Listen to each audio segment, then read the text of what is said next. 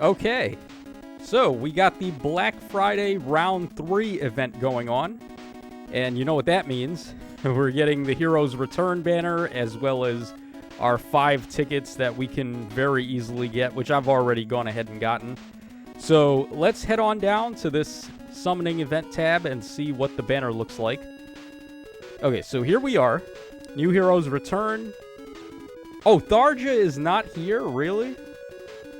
They brought back Noir, but they didn't bring back Tharja? I mean, it's pretty safe to say Tharja is, like, the best attuned hero in the game, right? Like, she's actually a legitimately good unit besides just being a fodder bank, which all of these characters are, with the exception of you for some reason. But yeah, all of these characters are fodder banks, but like there's a couple that really stand out. Tharja is definitely one of them. The Ryoma, I think, is pretty good too, and then also, of course, the new Hinoka, who has air superiority. She seems like she could be okay, but wow. I was hoping to just dump all my tickets here trying to get Tharja because I don't have her and I would like to get her. Alright, regardless, why don't we go ahead and take a look at these colors, see what's up. So starting us off on red, we have Noir over here, who has Curved Shot, Attack Speed, Hex Edge, and then Speed Taker 4, and then her unique C skill, Blood and Thunder. Noir's weapon is okay. Like, as far as inheritable weapons go, it's usable. You're inflicting discord on foes at the start of turn, and then, of course, it's got up to a max of 14 to all stats. You're getting percentage base damage based on attack, including on AoEs, 7 flat DR, -1 special cooldown before your first attack. So, like, as far as modern arcane weapons go, it's pretty much as good as you can do. There's not really too many insane arcane weapons. And then Curved Shot is, like, whatever at this point, because we've been getting so many really ridiculous specials, like Comet and Arc Rival and so on and so forth, that are just nuts. So Curved Shot is not really hanging in there with the best of them. Attack Speed, Hex Edge, and then Speed Taker. Speed Taker has been already beaten out by a lot of other B skills that we could go for. Attack Speed, Hex Edge as well. Like, there's just better A skills you could go for, like Sly Swift or something like that. So, fodder-wise, if you're going to use Noir for fodder, you're going to have to deck her out with new stuff. Her weapon, though, I think is probably as good as you can do for bows at the moment, so I guess that's okay. Alright, then we have Marianne, who, she is interesting because she does have this dancing special that does damage. It's only her and the Brave Marianne, I believe, that have specials like this, where they just proc the special, they do a lot of damage, and then afterwards you get your sing or your dance to go off.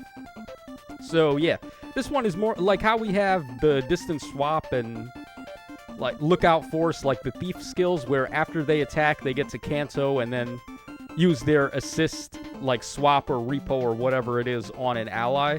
Instead of doing something like that, this Marianne just goes ahead and does a sing or dance on them. So, could be helpful. She does have, let's see here, Crystalline Water, I guess that's okay. Speed and Res Discord is okay, but probably rather go for Havoc, if she can inherit Havoc. I'm not sure if Havoc is restricted out of being inherited to Flyers. And then Speed and Res Crux, which, what else are you going to give her, though? That's the thing. So, yeah, it's probably Crux for the time being, or until we get access to... Wait, hold on. Is the one from this Gulveg over here, can you put that on Flyers? I think it was, right? It was Flyers and Cavs that were able to get this one. So, yeah, Honed Assault would probably be the thing to give to that Marianne there.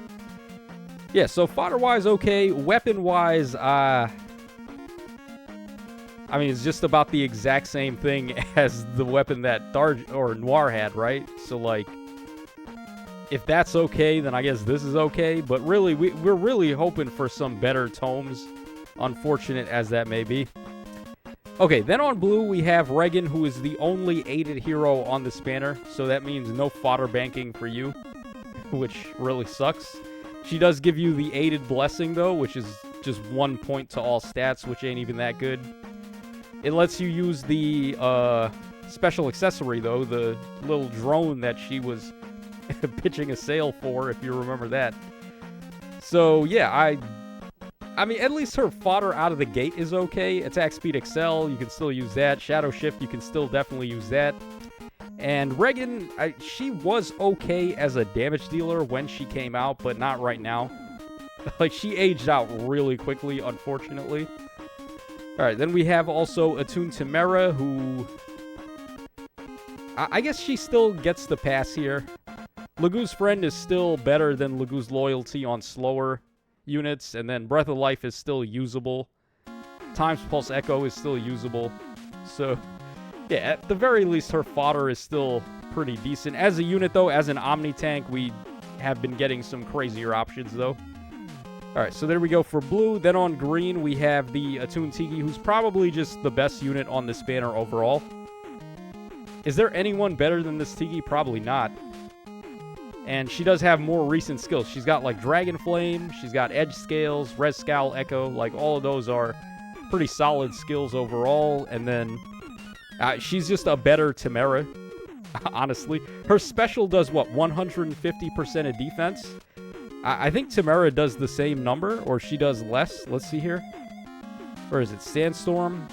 Okay, they do the same amount. It's 150% based on defense.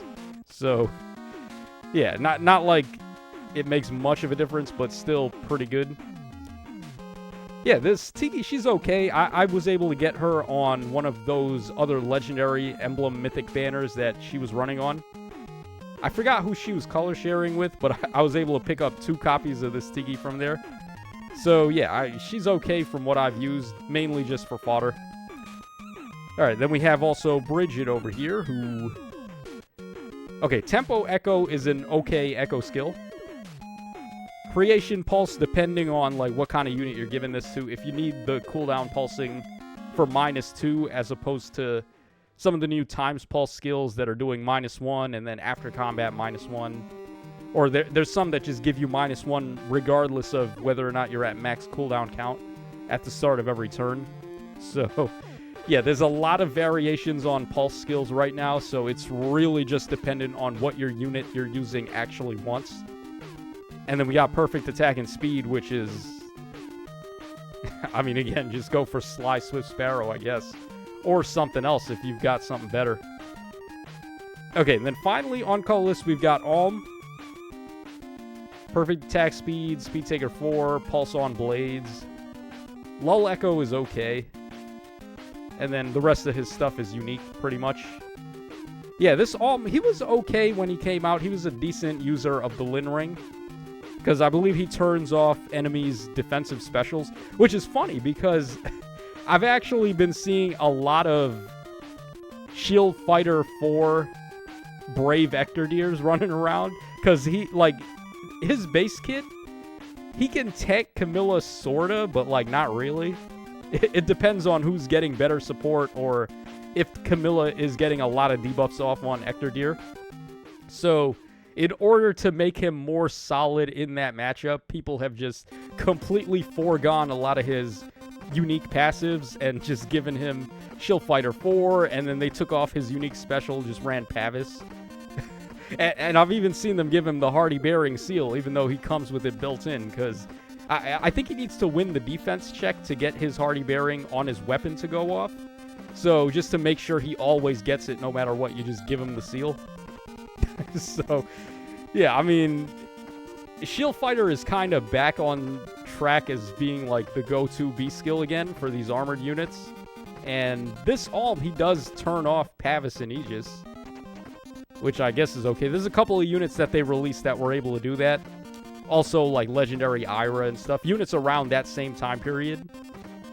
But outside of that, like, outside of turning off the defensive specials, they don't really do much else.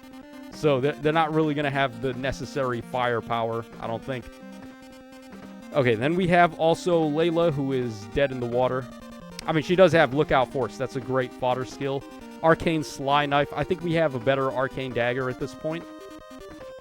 Even if we don't, though, like, this is still pretty solid. It's the same exact weapon, once again, as Noir and also Marianne that we just looked at. So, yeah, for the most part, you can get away with this. I could have swore, though, there was another arcane dagger that we got not too long ago. But, yeah, not much else to say. A lot of these units are just... It depends on what you've already given them for fodder to determine how good they actually are. Let's go ahead and do our freebies and see how we do. Okay, I would probably want to just go for a Tiki here. Yeah, because, like, Tiki is the only unit that I've already given her some skills, so I might as well try to get more copies of her. Alright, so we start off with a Reginn there. Now, we also are very close to getting the trailer for the next big banner, which is going to be the New Heroes banner. I believe that banner itself is dropping on the 27th, where typically the legendary Emblem mythic banner would be. But this time around, it's not going to be there. It's going to be a New Heroes banner. So we're getting new story chapters. We're going to start the new story with, I guess, the beginning of Ragnarok and Rune going evil, Knievel on us.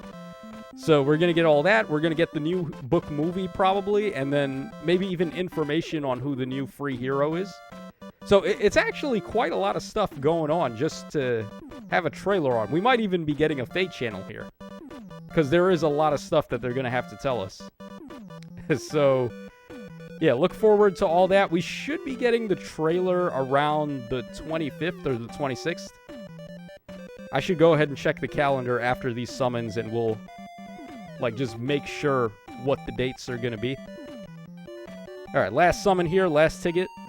I heard a lot of people got good luck on the double special banner with their tickets, but yeah, no such luck for me over there, nor over here. Hopefully you guys were able to get something on your tickets on this banner. Okay, let's go over here. Let me just quickly check the calendar before we go away. Alright, where are you? Oh man, we gotta do a lot of scrolling here, do we? I really wish they would pin the calendar all the way to the top. Sometimes they do, but a lot of times it just gets shoved all the way to the back here.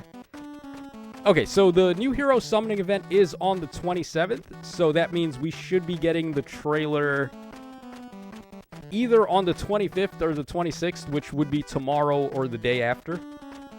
And then I think the 27th is actually Thanksgiving, right? I think so. Huh. Okay, very interesting timing of events there. So, yeah, that's pretty much everything. Let me know what you guys think in the comment section down below. Do I recommend summoning on this banner? Not really. You may be able to get some fodder, but, like, most of these units with their base kit fodder isn't really going to impact your game too much. Not really going to shake up your box or anything. So, that's going to wrap us up for this one, guys. Take care, and I will catch y'all again on the flip side.